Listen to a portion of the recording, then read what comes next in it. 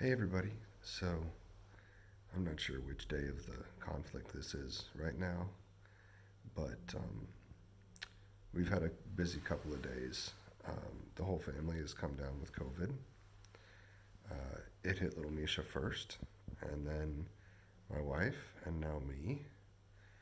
And we all we all tested positive, so my voice is a little bit out of it, but c'est la vie.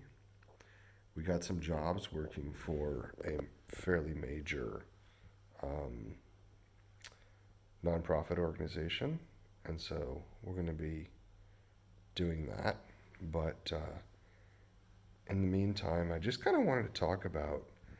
Um, there's been an awful lot of videos and TikToks and whatever social media commentary about like what this war is really about, and I mean it's obvious that when everybody has access to social media, everybody can just voice their opinion as though it's some kind of authority.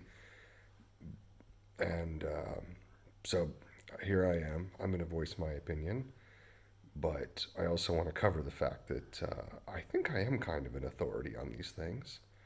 Um, I spent 20 years as a Russian analyst, um, and I have a bachelor's and a master's degree in strategic intelligence. Been studying Russia for over 20 years now. Been following it. I've worked there. I've traveled all over Russia and Ukraine. I live in Ukraine. Um, so anyway, those are my bona fides. This war is about three things. People are going to say it's about NATO. It's not about NATO. It never was. It's about water for Crimea. It's about the natural gas deposits that are in Donetsk and Luhansk. And it's about a prosperous democracy in Ukraine. And Russia can't allow any one of those three things to go. Um, the water in Crimea is essential if Vladimir Putin wants to keep Crimea. Um, if he lets that water go, if he doesn't have control over the water source, eventually Crimea is going to revert back to Ukrainian territory, um, or else it's just going to be so horrendously expensive for Russia to maintain it that um, it'll basically become a wasteland. It already is basically. I mean, they've been suffering a severe drought there for basically ever since 2014. Um, Agriculture in the region has collapsed, and Russia has to bring in fresh water, which is costing Russia more than their entire education budget every year just to supply water to Crimea. So Russia has to maintain control of that fresh water source, the canal that was dug by the Soviets, and that Ukraine, in my opinion, rightfully blocked after the Russians illegally occupied Crimea. The second one is the natural gas deposits in Donetsk and Lugansk.